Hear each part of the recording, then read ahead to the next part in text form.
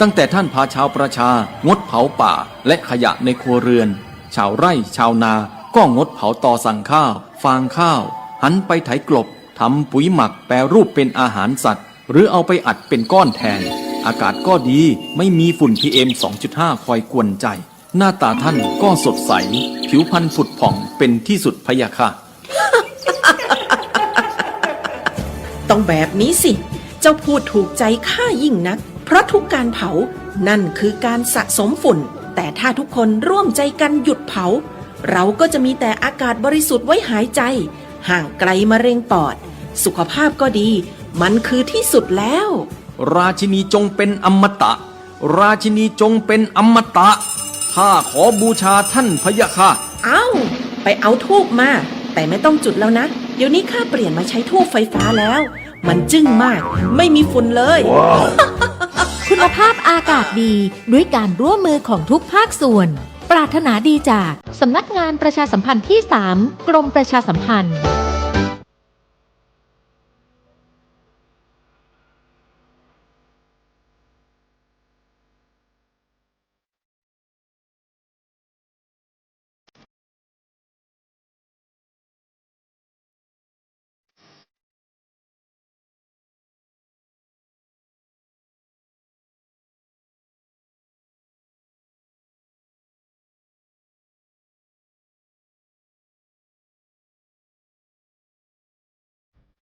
งานเผยแผ่เป็นหัวใจสำคัญของพระพุทธศาสนา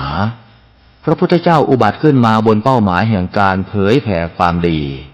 นำความดีไปแทรกไว้ในจุดที่มีความดีไม่มากค่อยๆเจือจางจนกระทั่งความไม่ดีนั้นหายไปเหลือแต่ความดีหรือมีดีมากกว่าไม่ดี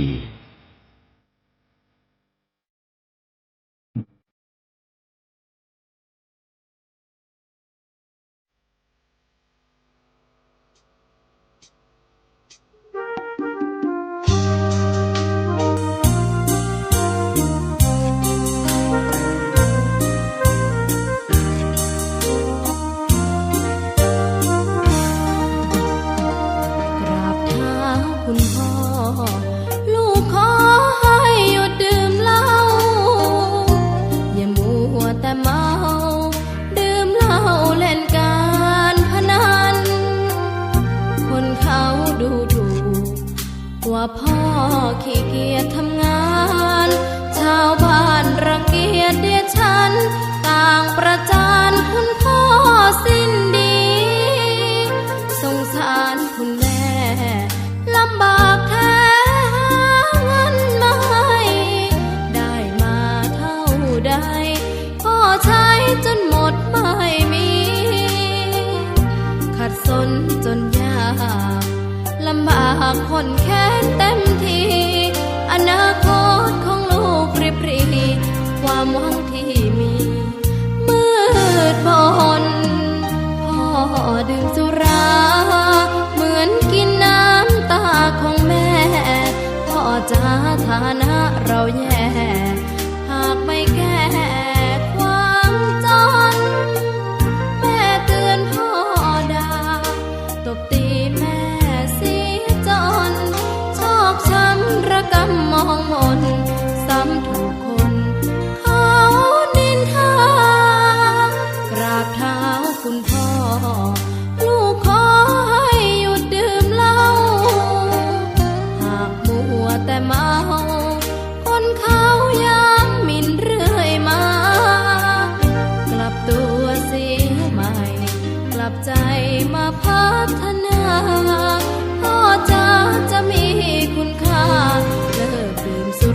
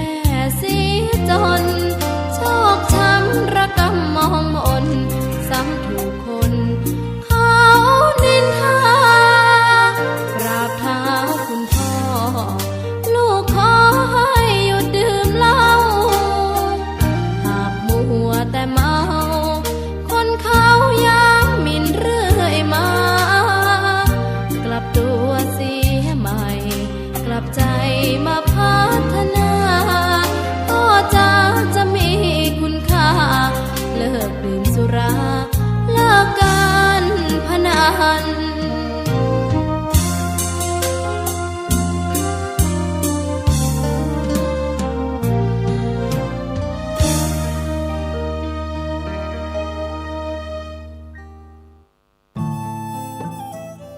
ท่านกำลังติดตามรับฟังสถานีวิทยุกระจายเสียงพระพุทธศาสนาแห่งชาติและสังคม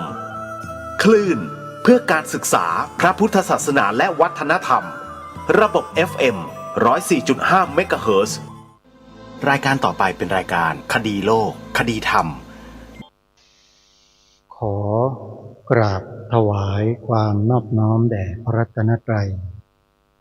ถวายความเคารพพระมหาเถระพระเถรานุเถระทุกท่าน ขอเจริญสุขญาติโยมสาธุชนที่กำลังติดตามรับฟังรายการจากสถานีวิทยุแห่งนี้ทุกท่าน ขอนำท่านผู้ฟังเข้าสู่รายการคดีโลกคดีธรรมพบกันในวันนี้วันแรม4 ค่ำเดือน3วันนี้ตรงกับวันศุกร์ที่6 กุมภาพันธ์พระพุทธศักราช2569รายการคดีโลกคดีธรรมมาพบกับสาธุชนเป็นประจำทุกวันทางสถานีวิทยุพระพุทธศาสนาแห่งชาติคลื่นต่างๆสาธุชนสามารถติดตามรับฟังรายการนี้ผ่านโทรศัพท์มือถือของท่านได้โดยการดาวน์โหลดแอปพลิเคชันที่ชื่อว่าวิทยุพุทธศาสนาทั่วไทยแอปพลิเคชันดังกล่าวรวบรวมสถานีวิทยุพระพุทธศาสนาไว้รวมกัน40 กว่าสถานีแต่ละสถานีเปิดธรรมะออกอากาศให้สาธุชนได้ฟังกันตลอดทั้งวันบางสถานีออกอากาศตลอด24 ชั่วโมงเช่นวัดป่าจริยธรรมวัดหนองกายวัดฝายหิน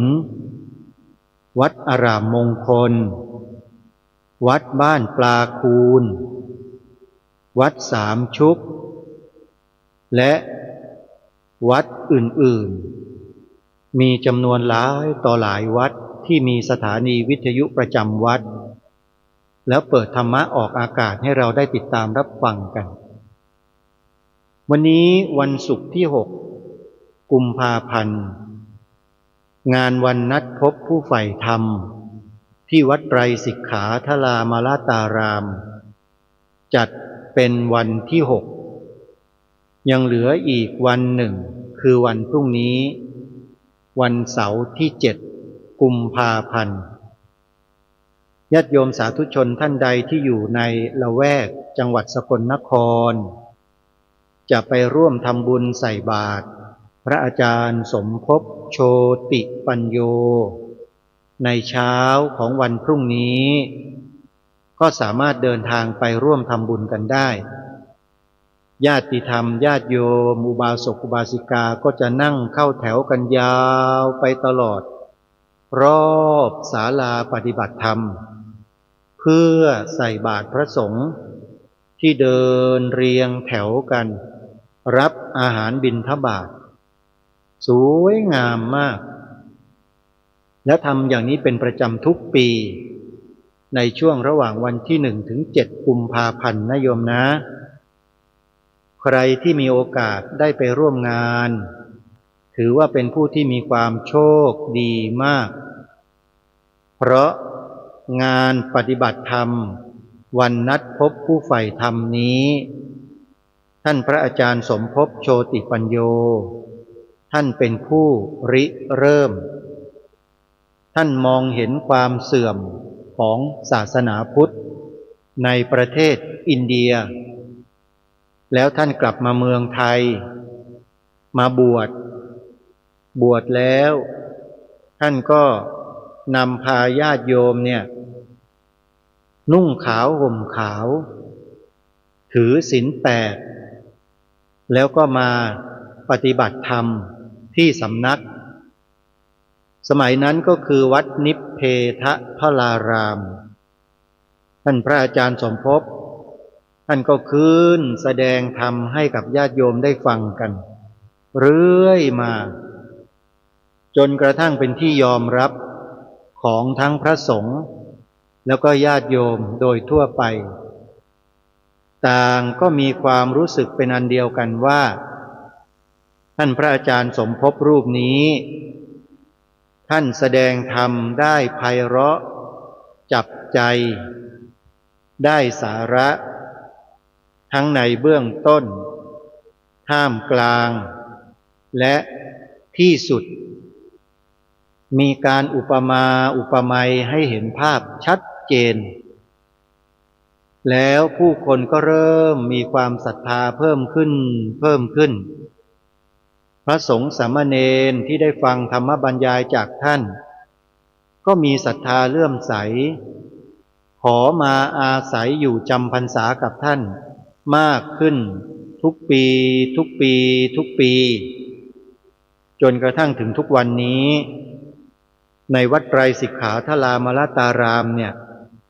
มีพระภิกษุสงฆ์สามเณรจำพรรษาอยู่เป็นจำนวนหลายสิบรูปและลูกศิษย์ลูกหาที่เคยศึกษาเรียนรู้ปฏิบัติกับทางพระอาจารย์สมภพโชติปัญโยก็ได้ออกไปตั้งวัดวาอารามสาขาต่างๆอยู่ในหลายๆจังหวัดทั่วประเทศไทยแล้วก็นำธรรมบรรยายของพระอาจารย์สมภพเนี่ยไปเผยแผ่ให้กับผู้คนในท้องถิ่นนั้นๆได้สดับรับฟังด้วย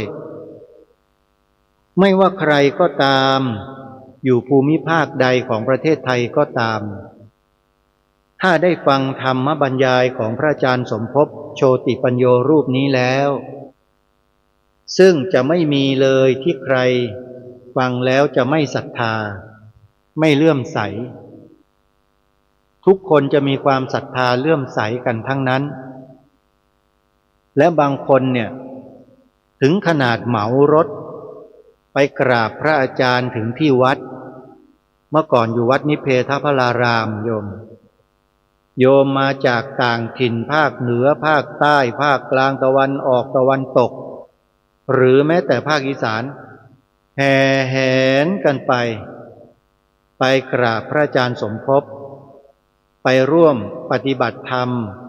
ในงานวันนัดพบผู้ใฝ่ธรรมที่พระอาจารย์ท่านจัดมาตั้งแต่เริ่มต้นเป็นประจำกันทุกปีแล้วก็มีแต่เพิ่มขึ้นทุกวันทุกเวลาทุกปีอย่างในปีนี้เท่าที่ดูกะด้วยประมาณด้วยสายตาที่อาตมาเห็นในภาพนะในเพจของตุงขวารีก็ดีที่ท่านพระอาจารย์เอกธนาท่านได้โพสต์เอาไว้เนี่ยกะด้วยสายตาแล้วน่าจะอยู่ที่ประมาณ 3,000 กว่า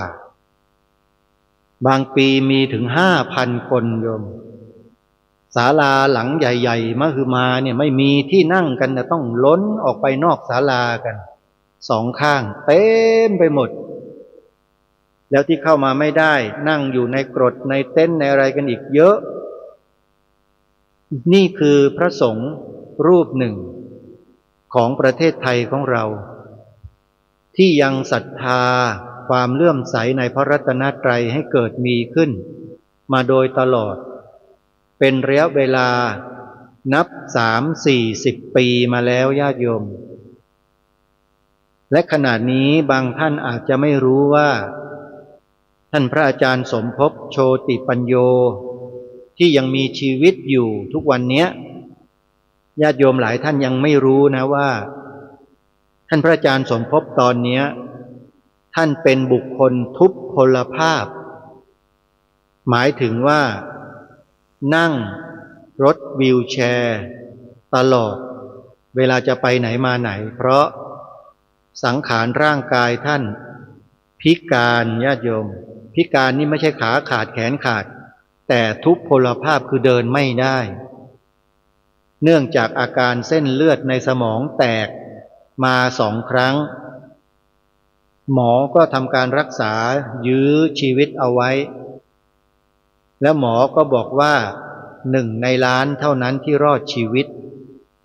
เพราะเส้นเลือดในสมองนี่แตกเกือบทั้งหมดเลยแล้วทำให้ท่านนั้นเป็นเจ้าชายนิทราไประยะหนึ่งแล้วก็ฟื้นขึ้นมาเมื่อฟื้นขึ้นมาสภาพร่างกายมันก็ไม่อยู่ในสภาพปกติแขนขา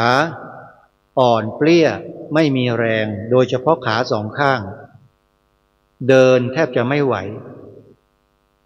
ในยุคแรกเริ่มที่ท่านพระอาจารย์อาพาธในโรคนี้เนี่ยอาตมาก็มีโอกาสได้เดินทางไปกราบนมัสการท่านพระอาจารย์อยู่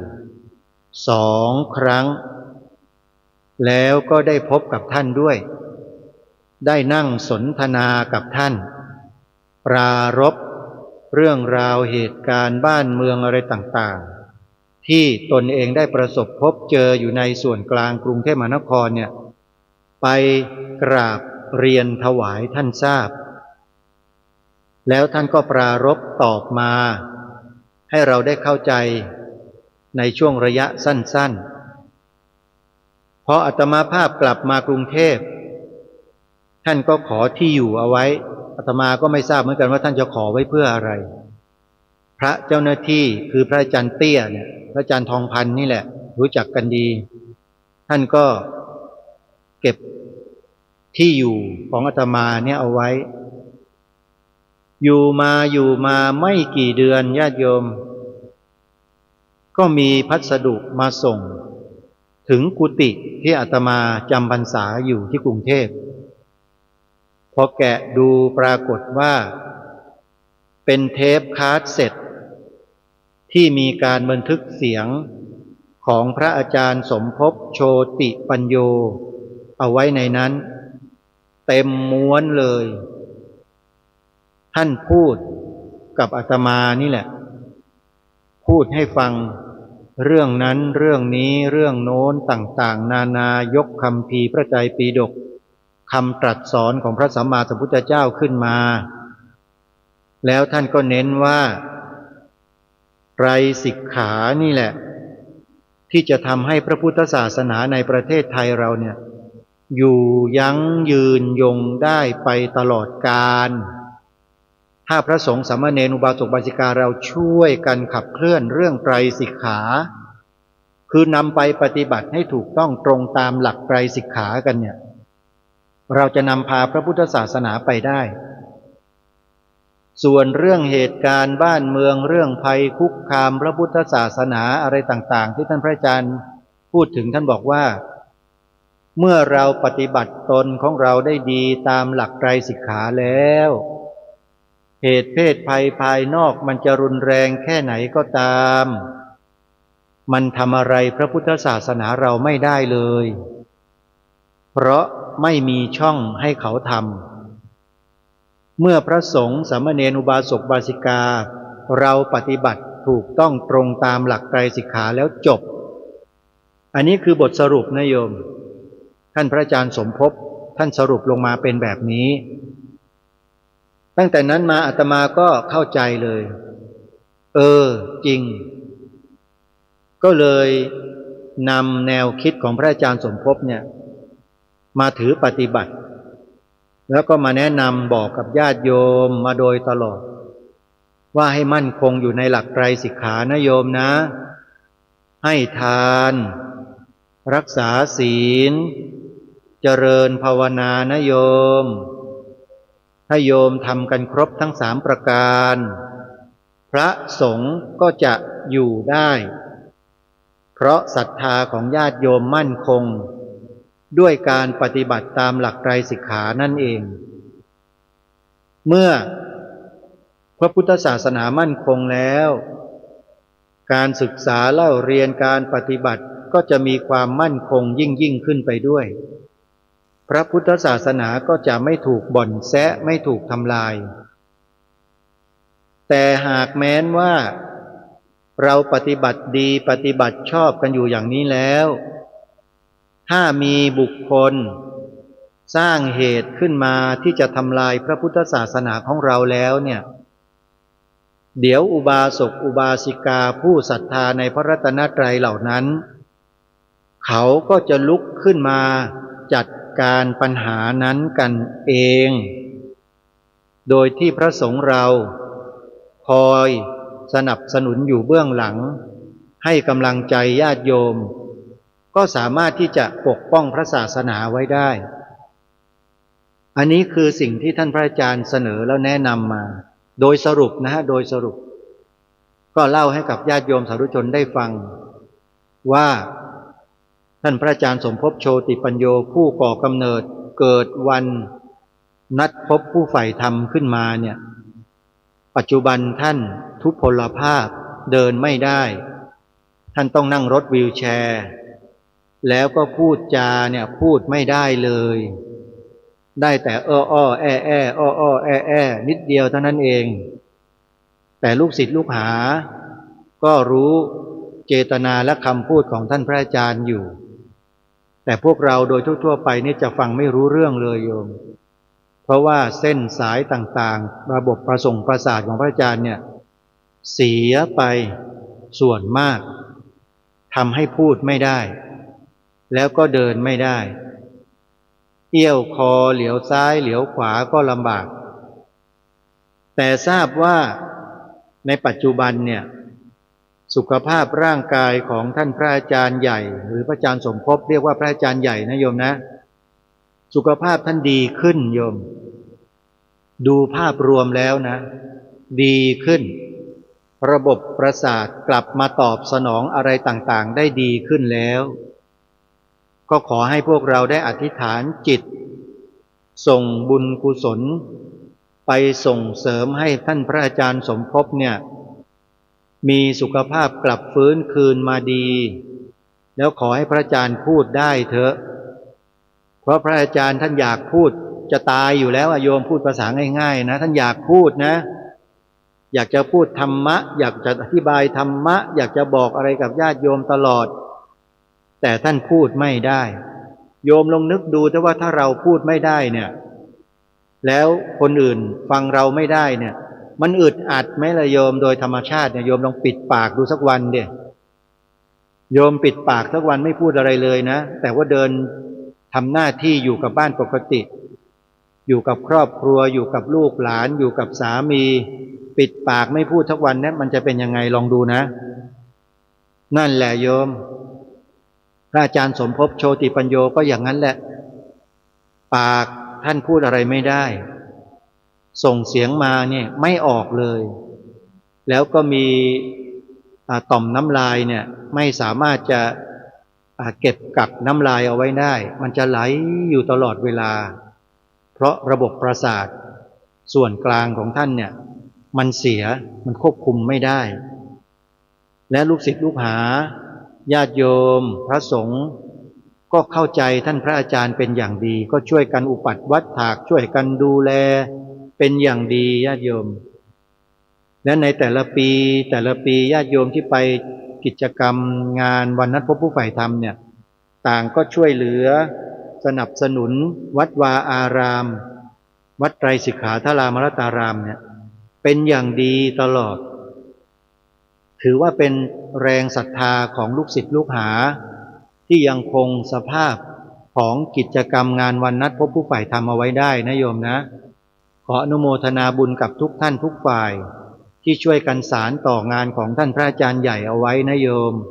แล้วก็พระคุณเจ้าทุกรูปด้วยนะครับอาตมาก็ได้มีโอกาสไปร่วมกิจกรรมงานวันนัดพบผู้ใฝ่ธรรมมาอยู่ช่วงหนึ่งโยมก็หลายปีอยู่ได้ขึ้นเทศบนธรรมาสน์ที่วัดไตรสิกขาธารามรตารามในงานวันบูรพาจารย์ก็ไปวันนัดพบผู้ใฝ่ธรรมก็ไปก็ได้มีโอกาสไปร่วมกิจกรรมกับครูบาอาจารย์หลายครั้งในปีนี้ติดภารกิจก็เลยไม่ได้ไปร่วมต้องขออภัยครูบาอาจารย์ด้วยนะครับที่ไม่ได้บอกล่วงหน้า เพราะว่าติดภารกิจจริงๆนะวันที่8วันที่13ก็มีภารกิจต่อเนื่องก็จะต้องไปทำหน้าที่ตามที่ได้รับมอบหมายและกำหนดไว้นะฮะเมื่อวานนี้ท่านผู้ฟังรายการก็คงจะรำคาญรายการมากเลยใช่ไหมโยม ขออภัยนะเนื่องจากว่าโน้ตบุ๊กที่เคยบันทึกรายการได้ปกติเนี่ยมันมีความเขาเรียกอะไรความเสื่อมสภาพมันไม่สามารถจะใช้งานได้ตามปกติ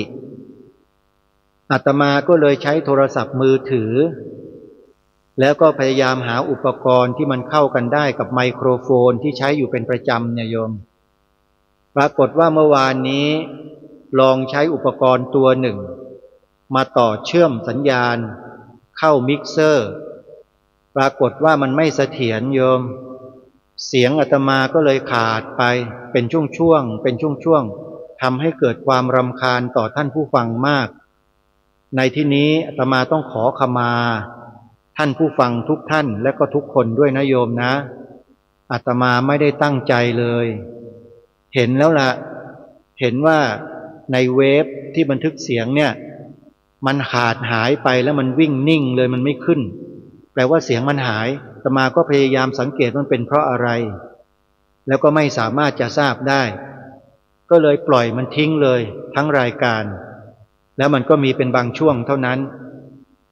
เนื่องจากว่าอุปกรณ์ชิ้นหนึ่งที่อาตมานำมาใช้เนี่ยมันเป็นอุปกรณ์ที่ไม่ได้มาตรฐานพอเสียบเข้าไปแล้วต่อเชื่อมกับมิกเซอร์ปรากฏว่ามันมีปัญหาในขณะทำงานโยมเสียงมันก็เลยออกมาอย่างที่โยมได้ยินได้ฟังกันเมื่อวานนี้ต้องขออภัยจริงๆนะโยมนะวันนี้แก้ตัวใหม่รับรองได้ว่ามันจะไม่ขาดตอนอีกแน่นอนเพราะว่าไอ้ตัวอุปกรณ์ตัวนี้อาตมาลองเช็คดูแล้วลองเสียบดูแล้วมันแน่นมันเสถียรมันไม่มีการเคลื่อนไหวอะไรเลยก็แปลว่าวันนี้เสียงต้องไม่หายแน่นอนนะโยมนะก็ขออนุโมทนากับทุกท่านที่เข้าใจการทำงานของอาตมาแล้วก็ผู้ทำงานท่านอื่นๆซึ่งอาจจะมีข้อผิดพลาดบางประการทำให้ญาติโยมฟังได้ไม่สะดวกหูอาตมาก็ต้องขอขมาแทนครูบาอาจารย์ทุกๆรูปไว้ด้วยนะโยมนะอาตมาเชื่อว่าครูบาอาจารย์เราทุกรูปไม่ได้มีเจตนาที่จะให้เสียงมันหายหรือเป็นอะไรไปแบบนั้นหรอกมันเป็นอุบัติเหตุนะที่เราคาดไม่ถึงนะโยมเพราะบางทีเราก็ไม่สามารถจะเฝ้าดูมันได้ตลอดแต่ต่อไปนี้อาตมาเองก็จะพยายามแก้ไขให้ดีนะโยมนะส่วนโน้ตบุ๊กที่มันใช้ไม่ได้มันก็ยังนอนแอ้งแม้งอยู่ไม่รู้ว่ามันจะหมดสภาพไปเมื่อไหร่เอาไปซ่อมก็ยังไม่สามารถนำไปซ่อมได้เพราะว่าก็ไม่รู้เหมือนกันว่าจะคุ้มค่าไหมกับราคาที่เขาเรียกเก็บค่าซ่อมอาตมาก็ต้องดูอีกทีหนึ่งอันนี้ต้องขอแจ้งให้กับญาติโยมสาธุชนได้ทราบในเบื้องต้นของรายการวันนี้ก็ขอประชาสัมพันธ์ข่าวงานบุญให้กับครูบาอาจารย์ของเราที่ท่านจะทำกิจกรรมให้พวกเราได้มีโอกาสมีส่วนร่วมกันดังนี้ในวันที่18ถึงวันที่22กุมภาพันธ์ศกนี้ก็อยู่ในเดือนนี้แล้วนะโยมนะจะมีงานวางศิลาฤกษ์สร้างพระมหาธาตุเจดีย์ศรีสงครามที่วัดศรีอุดมวงศ์ตำบลศรีสงครามอำเภอวังสะพุงจังหวัดเลยขึ้น1 องค์สูง7 ชั้นโยมรายละเอียดต่างๆญาติโยมเดี๋ยวสอบถามที่เจ้าอาวาสพระครูดมวรานุวัตรได้เลยโยมแต่ณเวลาเนี้ยทางท่านอาจารย์พระครูดมวรานุวัตรท่านกำลังประกาศเชิญชวนญาติโยมได้ร่วมกองทุนกันกองทุนละ 10,000 กองทุนละ 1,000 กองทุนละ500ขออภัยกองทุนละ500หรือตามกำลังศรัทธาก็แล้วแต่เชิญชวนญาติโยมได้มีส่วนร่วมกัน วัดศรีอุดมวงศ์สร้างมาตั้งแต่ปีพระพุทธศักราช 2547 ปีที่เขามีการเปลี่ยนแปลงการปกครองนั่นแหละโยมสร้างมาจนกระทั่งถึงยุคของพระครูดมวรานุวัตรรูปปัจจุบันเนี้ยวัดนี้ยังไม่เคยมีอุโบสถพระครูดมวรานุวัตรกับคณะญาติโยมชาวตำบลศรีสงครามอำเภอวังสะพุงแล้วก็ญาติโยมโดยทั่วๆไปก็ร่วมกันสร้างอุโบสถจนแล้วเสร็จ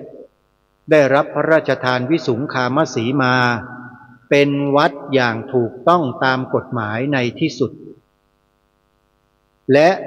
เวลานี้อุโบสถแล้วเสร็จท่านพระครูดมวรานุวัตรเลยมีดำริจะสร้างพระมหาธาตุเจดีย์ขึ้น1 องค์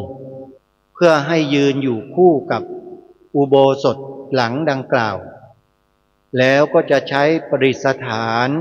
พระพุทธรูปศักดิ์สิทธิ์และรูปปั้นรูปหล่อของเจ้าพ่อศรีสงครามก็จะอัญเชิญมาไว้ที่เจดีย์นี้ด้วยเวลามีงานมีการอะไรเจดีย์องค์นี้ก็จะสามารถเข้าไปใช้สอยได้ด้วยญาติโยมเป็นประโยชน์เพราะฉะนั้นใครจะมีส่วนร่วมเป็นเจ้าภาพในการจัดสร้างนะโยมนะเขาจะวางศิลาฤกษ์กันในวันเสาร์ที่21กุมภาพันธ์ศกนี้นี่แหละโยม21นะโยม21วันเสาร์ที่21กุมภาพันธ์วางศิลาฤกษ์นะโยมท่านใดจะร่วมรับเป็นเจ้าภาพในกองทุนต่างๆที่ทางวัดกำหนดให้โทรศัพท์ติดต่อสอบถามรายละเอียดเข้าไปที่วัดศรีอุดมวงศ์ได้ด้วยตัวของท่านเองที่หมายเลขโทรศัพท์089-840-4968อนุโมทนาบุญทุกท่านงานถัดมาคืองานช้างถ้าพูดถึงงานช้างแล้วเราต้องนึกถึงจังหวัดนี้เพียงจังหวัดเดียวโยมเพราะเป็นต้นกำเนิดของประเพณีแบบโบราณดั้งเดิมระหว่างคนกับช้างมาเป็นนับพันปีมาแล้ว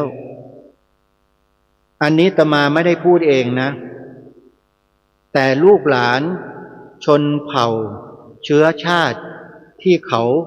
อยู่ที่ในจังหวัดสุรินทร์ดังกล่าวเนี้ยเขาเล่าเขาบอกเอาไว้สืบต่อกันมาแล้วเขาก็รักษาประเพณีแบบโบราณดั้งเดิมแท้ๆเอาไว้กันได้โดยมีหมอช้างซึ่งเป็นผู้ใหญ่อาวุโสสูงสุดคอยสืบความรู้เรียนรู้สิ่งต่างๆที่เป็นโบราณเนี่ยเอาไว้ได้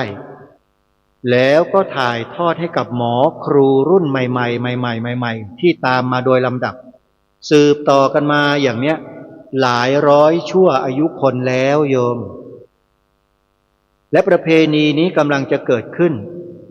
ให้พวกเราได้ไปมีส่วนร่วมไปดูไปเห็นไปสัมผัสด้วยตัวของเราเองประเพณีนี้ก็คืองานไหว้ครูปู่ประกำช้างแบบโบราณดั้งเดิมซึ่งจะจัดขึ้นในระหว่างวันที่7ถึง9มีนาคมเดือนหน้านี้แล้วโยมอีก1 เดือนเท่านั้นงานก็จะได้เริ่มได้จัดขึ้นจึงขอเรียนเชิญเจริญพรผู้ที่มีความสนใจเนี่ยไปร่วมงานกันทั้ง3 วันเลยจะได้สัมผัสบุญประเพณีแบบโบราณได้อยู่กับช้างทั้ง3 วันอย่างเต็มอิ่มแน่นอนญาติโยมขอบอกได้เลยทางวัดที่เป็นศูนย์กลางของการจัดกิจกรรมนี้ก็คือวัดป่าอาเจียงบ้านหนองบัวตำบลกระโพอำเภอท่าตูมจังหวัดสุรินทร์เป็นสถานที่ตั้งศาลปู่ประกำช้างคือในหมู่บ้านช้างของสุรินทร์เนี่ย เวลาเขาจะไหว้ครูประเพณีใหญ่เขาจะมารวมกันที่วัดป่าอาเจียงมาที่ศาลปู่ประกำช้างนี่แหละต่างคนก็นำเอาอาหารคาวหวานนำอะไรต่ออะไรมาเป็นเครื่องเส้นสวงบวงไหว้บรรพบุรุษของตนเองเป็นแบบประเพณีดั้งเดิมแท้ๆเลยญาติโยมไม่มีการไปจ้างหมงจ้างหมอจ้างพราหมณ์ที่ไหนมาทำชาวบ้านช่วยกันทำเป็นสามัคคีสโมสรเป็นการสามัคคีกันระหว่างชาวบ้านมารวมกันแล้วก็นำช้างเนี่ยเข้ามาอยู่ณสถานที่เส้นไหว้ครูปู่ประกำช้างเนี่ยเป็นร้อยเชือกโยมนะ100-200 เชือกเนี่ยเต็มไปหมดเลยภาพอันอลังการของโขลงช้างขนาดใหญ่แบบนี้โยมไปหาที่ไหนมันจะมีล่ะหายากนะแต่มีอยู่ที่นี่ในเดือนมีนาคมเดือนหน้าญาติโยมจะได้เห็นแน่นอนถ้าได้ไปเนี่ยอาตมาก็ไปโยมไม่ติดภารกิจนี่ไปทุกปีเลยและปีนี้ไม่ไปไม่ได้เพราะอะไรเพราะสวนป่าสามัคคีธรรมก็จะมีงานในเดือนมีนาคมด้วยนะก็เลยต้องไปอยู่ที่สวนป่าสามัคคีธรรมซึ่งเป็นอำเภอที่อยู่ติดกับอำเภอท่าตูมที่วัดป่าอาเจียงอยู่นี่แหละอยู่ไม่ไกลกันหรอกโยมอาตมาก็ต้องไปอยู่ที่นั่นแล้วก็ต้องไปงานทุกวันเหมือนกันโยมเพราะฉะนั้นใครสนใจที่จะไปร่วมงานนะโยมเขาขอเชิญได้วัดป่าอาเจียงนะจดหมายเลขโทรศัพท์ถ้าหากญาติโยมจะร่วมสนับสนุนกิจกรรมทางวัดยินดีต้อนรับและยินดีรับน้ำใจศรัทธาของญาติโยมช่วยกันอนุรักษ์ประเพณีโบราณโยม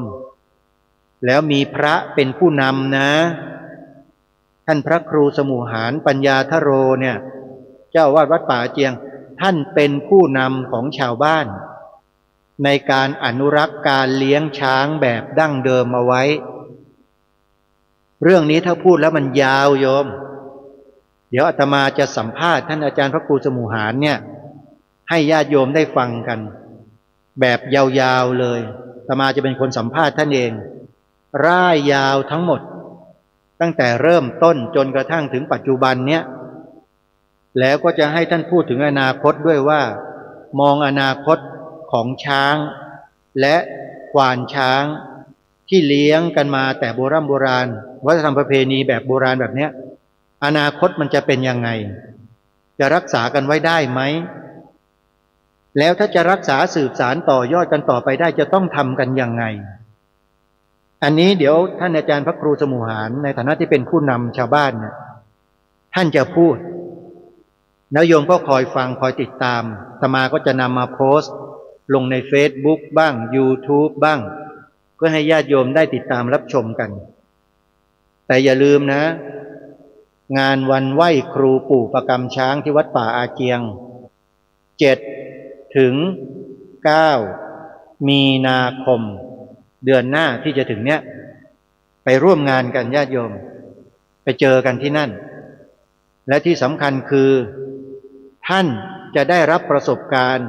การขึ้นขี่บนหลังช้างด้วยตัวของท่านเองเอาจริงๆใครต้องการขึ้นหลังช้างบอกเลยโยมเจ้าหน้าที่จัดให้เลยฮะก็เตรียมความพร้อมไว้หมดแห่ขบวนแห่นะเครื่องเส้นไหว้หรือว่าศาลปู่ประกำช้างนะเขาจะแห่กันมาเป็นขบวนใหญ่เลยในหมู่บ้านนั่นแหละอาตมานี่เคยไปร่วมขบวนหลายครั้งแล้วโยมและครั้งนี้ถ้าไปก็ต้องไปร่วมเหมือนเดิมนั่นแหละนะเอาใครสนใจก็ไปร่วมงานกันนะ7 ถึง 9 มีนาคมไปค้างไปแรมไปนอนกันอยู่ที่วัดเลยดีที่สุดแต่อาคารสถานที่ไม่พอโยมต้องนำเต็นท์ไปกางกันเองนะโยมอันนี้บอกแล้วนะนำเต็นท์ไปกางกันด้วยถ้าอาคารมันพอมีก็นอนในอาคารแต่ถ้าไม่พอโยมไปเลือกสถานที่เลยในป่าที่วัดมีเยอะแยะ หรือใครจะไปกลางนอนตรงสุสานช้างก็ได้ไม่มีใครว่าโยมถ้ากล้าจริงอ่ะถ้าวิญญาณช้างไม่ออกมาเนี่ย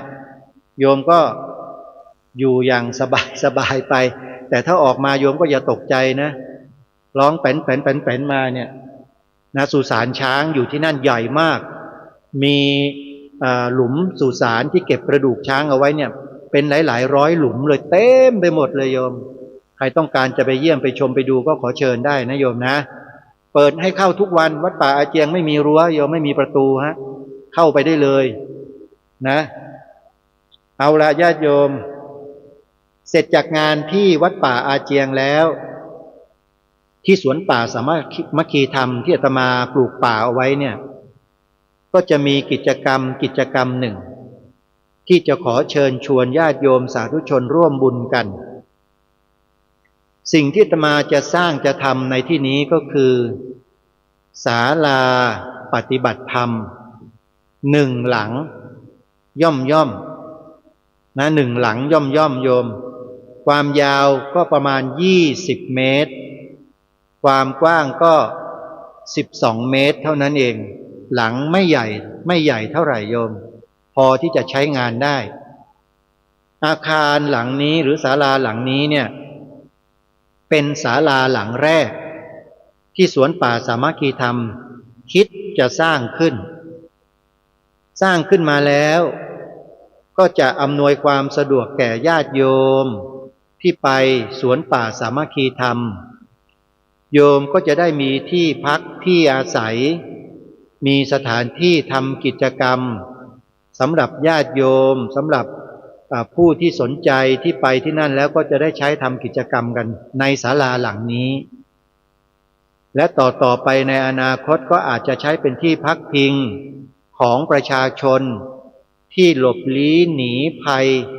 ลูกระเบิดที่เขมรมันยิงเข้ามาฝั่งไทยก็ได้ก็สามารถใช้เป็นที่พักที่อาศัยของผู้หลบภัยได้เหมือนกันโยมเพราะว่าสวนป่าสามัคคีธรรมเนี่ยมันอยู่ห่างออกมาจากชายแดนของประเทศกัมพูชากับสุรินทร์เนี่ยห่างประมาณ100 กว่ากิโลเมตรโยม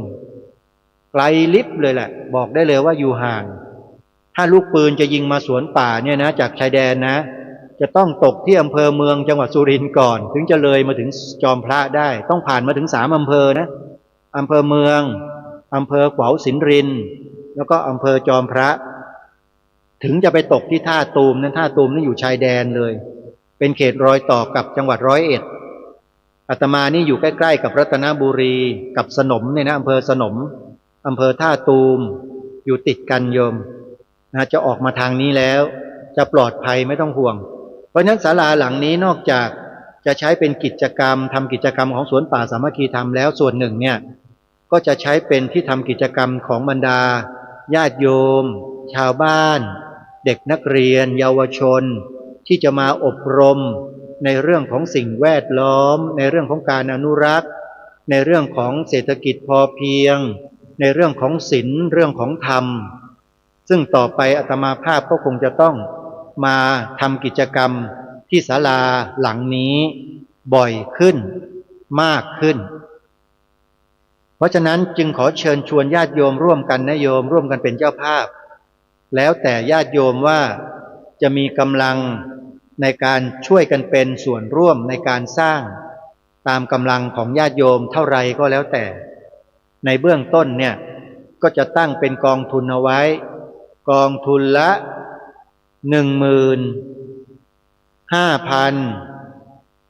1,000หรือตามกำลังศรัทธาได้เลยโยมหรือว่าใครจะรับเป็นเจ้าภาพต้นเสาที่จะสร้างศาลาก็รับเป็นเจ้าภาพต้นเสา1 ต้นก็ได้ต่อ1 ท่านอันนี้เดี๋ยวอาตมาค่อยแจ้งให้ทราบว่าช่างเขาจะตีราคาอย่างไรแล้วจะทำในลักษณะเช่นใดตรงนี้ญาติโยมก็เตรียมรับเป็นเจ้าภาพกันไว้ก่อนนะโยมนะใครจะเป็นเจ้าภาพเสาใครจะเป็นเจ้าภาพเทพื้น ใครจะเป็นเจ้าภาพหลังคาใครจะเป็นเจ้าภาพอุปกรณ์เครื่องใช้ต่างๆโยมเตรียมกันไว้เลยโยมอาตมาแจ้งบอกกับญาติโยม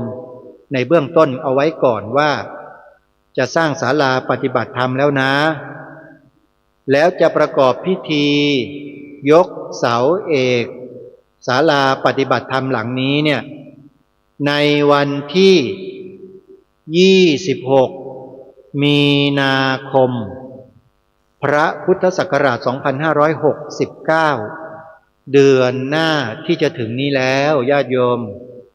ยังมีเวลาอยู่นะยังเหลือเวลาอีกเกือบ2 เดือนเนี่ย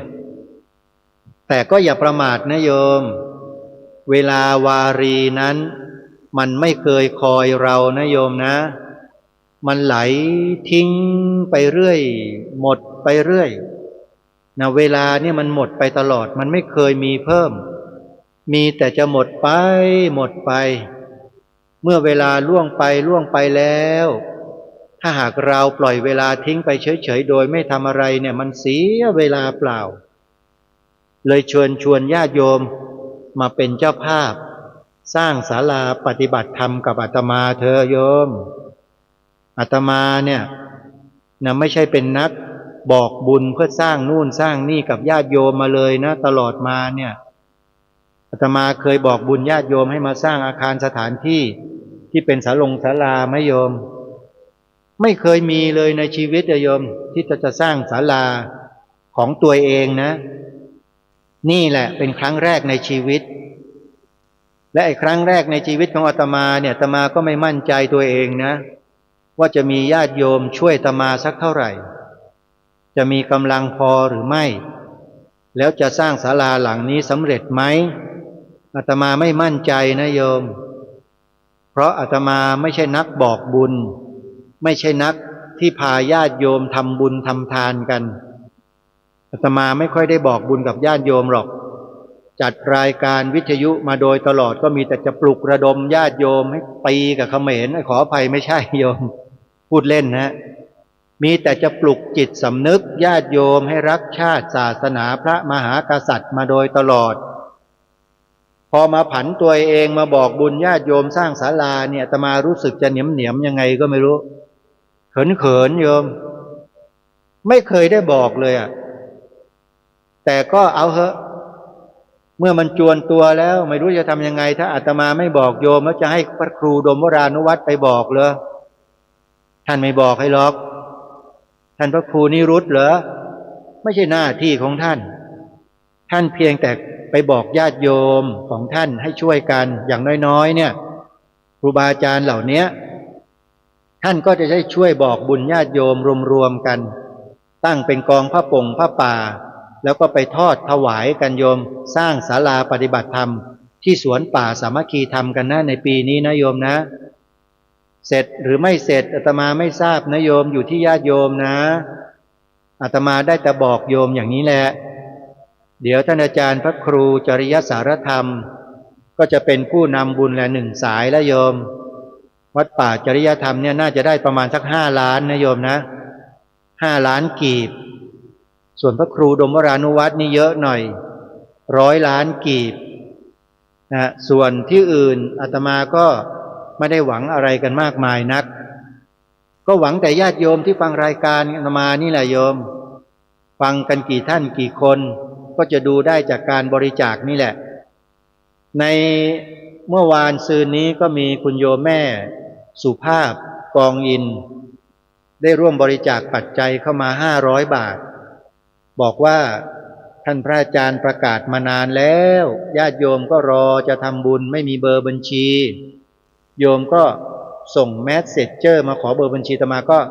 ส่งเบอร์บัญชีไปให้โยมก็โอนปัจจัยมาแล้ว500 บาทได้รับแล้วนะโยม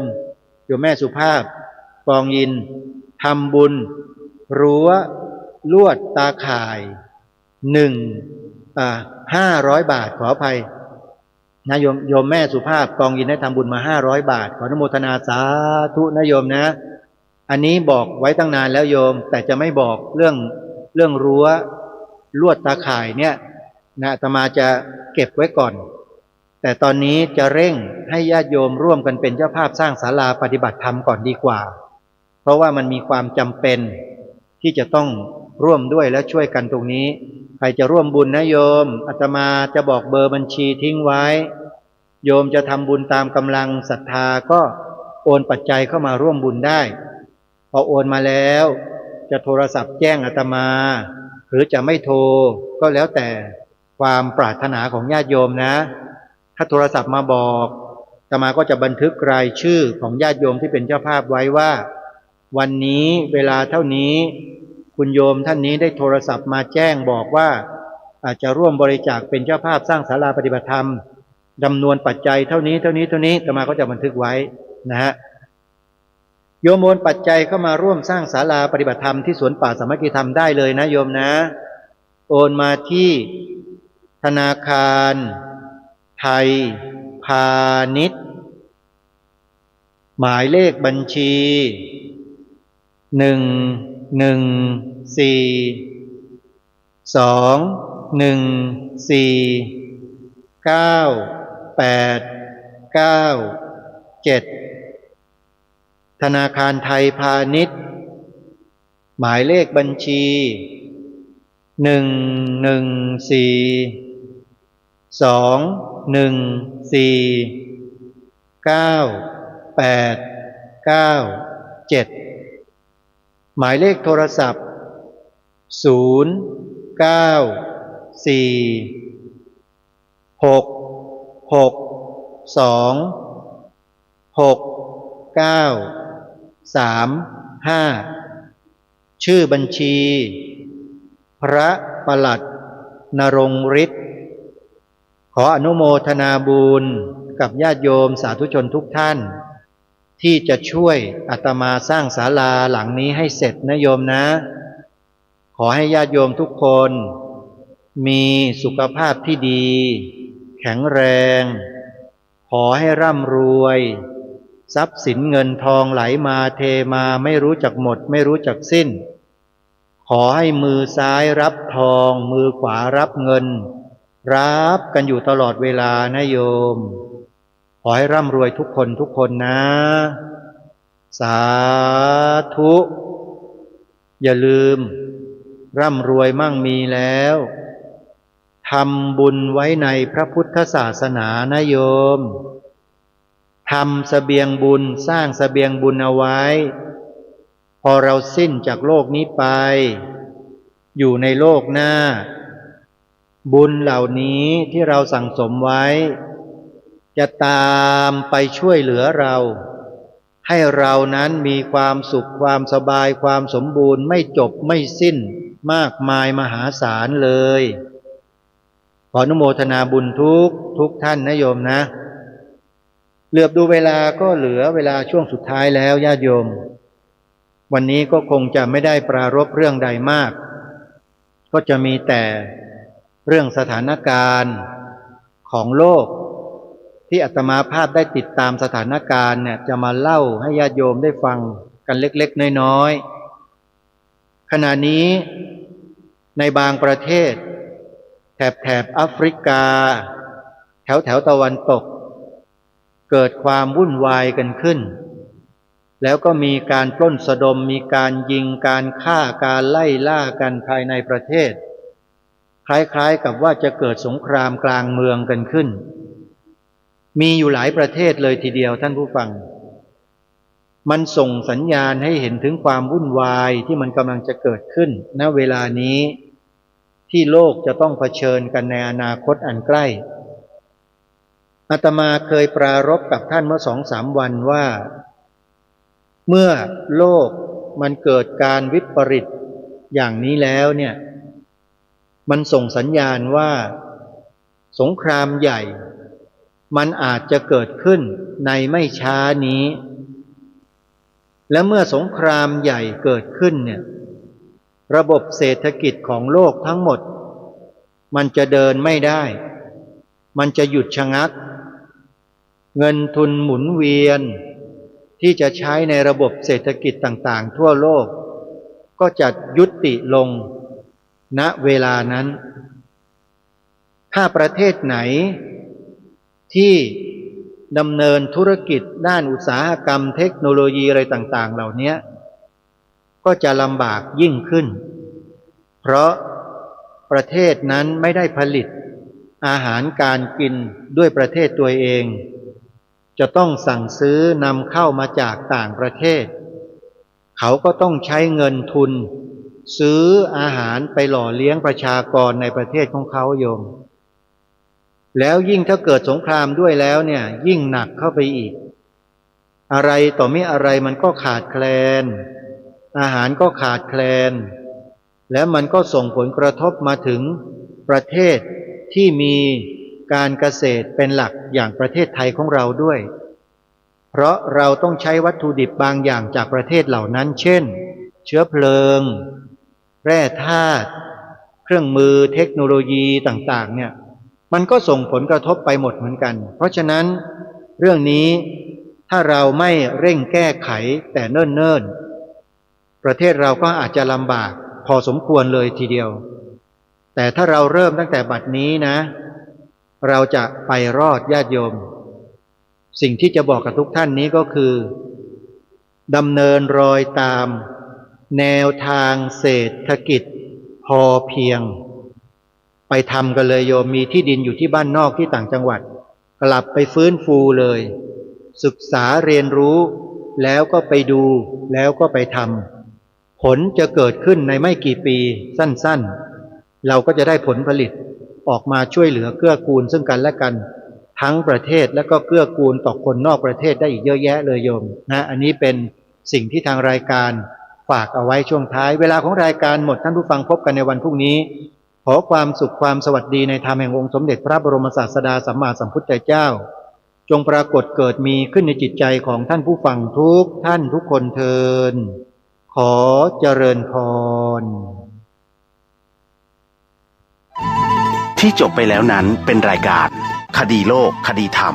ดำเนินรายการโดยพระครูปลัดณรงค์ฤทธิ์กระจกวิเศษจงบอกข้าเถิดใครงามเลิศในปัทภีก็พระนางน่ะสิราชินีผู้เลอโฉมดูสิตั้งแต่ท่านพาชาวประชางดเผาป่าและขยะในครัวเรือนชาวไร่ชาวนาก็งดเผาตอสั่งข้าวฟางข้าวหันไปไถกลบ